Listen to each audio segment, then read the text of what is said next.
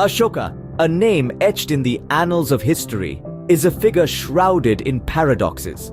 His life is a riveting tale of power, ambition, and profound transformation. Born into the illustrious Maurya dynasty, Ashoka was a prince with a voracious thirst for power. His early life was marked by a relentless pursuit of conquest, a testament to his uncompromising ambition. As a young prince, Ashoka was not a stranger to the ruthless politics of the royal court. His early experiences shaped his perspectives, molding him into a shrewd and strategic leader. He was a man of action, unafraid to wield his power to assert his authority. His reign began with a series of brutal conquests, painting a picture of a ruler who was both feared and respected. But the most significant event that marked his reign was the Battle of Kalinga. This was not just another conquest to expand his empire, but a turning point in Ashoka's life. The sheer scale of destruction and loss of life was a sight that deeply impacted Ashoka. It was a battle that led him to question the very essence of his rule and the path of violence he had undertaken. The aftermath of the Battle of Kalinga stirred a profound transformation in Ashoka.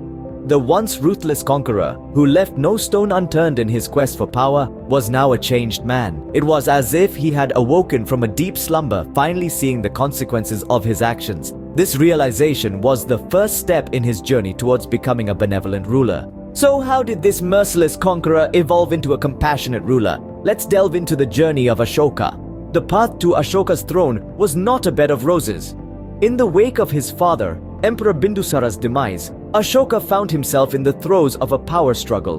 With the throne of the Maurya Empire hanging in the balance, the young prince was thrust into a swirl of political maneuvering, where alliances were as fleeting as shadows and betrayal was the order of the day. The throne was not automatically bequeathed to Ashoka. In fact, he was one of the many sons of Bindusara, all vying for the same position of power. The royal court was a veritable snake pit, fraught with intrigue and the constant threat of usurpation. Ashoka was not the favored son. That distinction went to his elder brother Susima, but Ashoka was not to be deterred. He was a formidable contender, possessing both the strategic acumen and the dogged determination necessary to navigate the treacherous waters of palace politics. His ascension to power was anything but smooth. It was a period marked by fierce conflicts and bloody power plays. The palace corridors echoed with whispers of rebellion, and the clash of swords was a common sound. But through all the turmoil, Ashoka proved to be a master tactician. He outmaneuvered his rivals, quelled the rebellions, and slowly but surely consolidated his power. But his rise to power was not solely due to his strategic prowess. Ashoka was a charismatic leader who won over the hearts of his subjects. His rule was characterized by a blend of firmness and benevolence. He was a ruler who was loved, not just feared. And so, after years of struggle, Ashoka finally ascended to the throne. His reign was marked by a series of reforms that transformed the Maurya Empire, setting the stage for a golden age of prosperity and cultural flourishing. Ashoka's ascension marked the beginning of a reign that would transform the Maurya Empire. The Battle of Kalinga was a pivotal moment in Ashoka's life and reign. This was not just another conquest for Ashoka, but a clash that would forever change the course of his life and the future of his empire. In the year 261 BCE, Ashoka, the Mauryan emperor, led his massive army against the independent feudal republic of Kalinga. The battle was fierce, brutal, and bloody. It was a display of the ruthless power of the Mauryan Empire, as well as the unyielding resilience of the people of Kalinga. The air was filled with the deafening sounds of war cries, clashing swords, and the desperate pleas of the dying. The aftermath of the battle was devastating. It is said that the Daya River running next to the battlefield turned red with the blood of the slain. The sheer scale of the loss of life was immense, with casualties estimated to be over 100,000.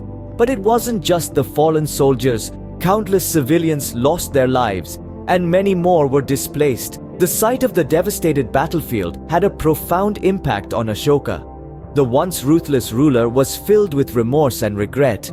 He was deeply moved by the destruction and suffering he had caused. In his own words inscribed on the rock edicts, Ashoka expressed his remorse. "What have I done? If this is a victory, what's a defeat then? Is this a victory or a defeat? Is this justice or injustice? Is it gallantry or a rout? This poignant moment marked the beginning of a remarkable transformation in Ashoka. He renounced violence and embraced the teachings of Buddhism. He committed himself to the path of Dharma, righteousness, truth, and non-violence. He became a compassionate ruler, focusing on the welfare of his subjects and promoting peace and harmony. The Battle of Kalinga was not just a historical event, but a turning point in Ashoka's life. It was a testament to the power of remorse and the potential for change, even in the most ruthless of rulers. It was the battle that gave birth to a benevolent emperor whose legacy continues to inspire millions across the globe. Ashoka, once a fierce conqueror, turned into a benevolent ruler, guided by the principles of Dharma. The aftermath of the Battle of Kalinga was a turning point that transformed Ashoka, the warrior, into Ashoka, the wise and compassionate ruler. The horrifying sight of bloodshed and loss in the battle led him to renounce violence and embrace Buddhism, a path that advocates peace, compassion, and respect for all life.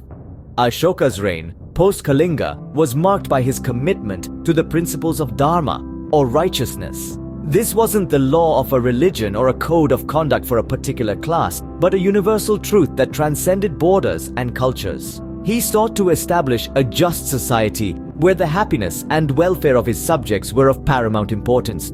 His rule was characterized by benevolent governance, where the ruler served as the guardian of his subjects, ensuring their well-being and prosperity. A striking feature of Ashoka's reign was the propagation of his edicts inscribed on rocks and pillars throughout his empire.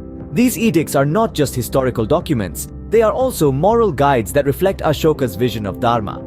The edicts promoted respect for all religions, kindness to animals, and the importance of moral virtues such as truthfulness, purity of heart, and self-control. They also emphasized the significance of social and animal welfare, urging people to lead a life of simplicity and moral integrity.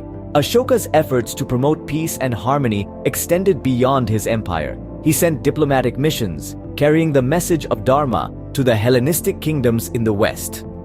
His commitment to spreading the teachings of Buddhism led to its expansion beyond the borders of India, shaping the cultural and spiritual landscapes of regions far and wide. In the end, Ashoka's reign was not just about ruling an empire, it was about leading by example, showing the world that power can be wielded not for conquest, but for the betterment of society. It was about demonstrating that a ruler can be both powerful and compassionate, that a kingdom can thrive not on the might of its army, but on the righteousness of its ruler. Ashoka's reign, post-Kalinga, stands as a testament to his transformation and his commitment to Dharma. Ashoka's reign ended, but his legacy continues to inspire. The impact of Ashoka's rule on India, and indeed the world, was profound. His principles of Dharma, which guided his governance, were revolutionary for their time and continue to resonate with modern concepts of human rights and welfare. Ashoka's Dharma was not about religion, but rather a code of moral and ethical conduct. It championed the virtues of truthfulness, compassion, and respect for all life forms. Under his rule, animal sacrifices were banned and vegetarianism was promoted. He built hospitals for humans and clinics for animals, highlighting his regard for life and welfare. This focus on the welfare of all beings, not just human, was a significant departure from the norms of his time and reflects the modern concept of animal rights. But Ashoka's influence was not confined to the boundaries of his empire. He was a great patron of Buddhism, and under his patronage, the religion spread far and wide. Ashoka sent emissaries to various kingdoms in and around India, and even as far as Greece and Egypt, spreading the teachings of Buddha. The Ashokan edicts, inscriptions made on pillars and rocks across his empire, speak volumes about his commitment to peace, non-violence, and tolerance, tenets that are central to Buddhism. These edicts are more than just historical artifacts. They are a testament to a ruler's commitment to moral governance and the well-being of his subjects, a concept that resonates even in the 21st century. They are a powerful reminder of how a ruler, once ruthless, transformed into a compassionate leader, championing the cause of peace and welfare. Ashoka's legacy is not just about his conversion to Buddhism or his propagation of Dharma. It is about a fundamental shift in the concept of governance, where the ruler's duty was seen not just in terms of maintaining law and order, but in ensuring the welfare and happiness of his subjects. Ashoka, a paradoxical figure, remains an enigma, a ruthless conqueror turned compassionate ruler, his legacy etched in